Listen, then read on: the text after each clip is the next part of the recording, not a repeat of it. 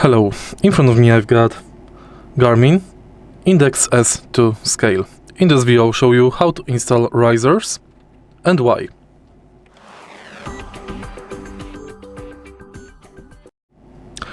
GARMIN Index S2 Scale works best when laid on the flat, hard floor. If it's used on the carpet, risers should be installed for best measurements. In order to install them, flip the scale over and then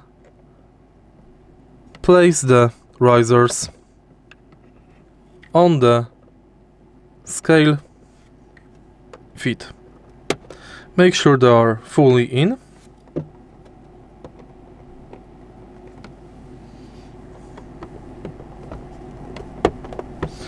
And it's done. Now you can place your scale flat. If you find this video helpful, please leave like, comment and subscribe.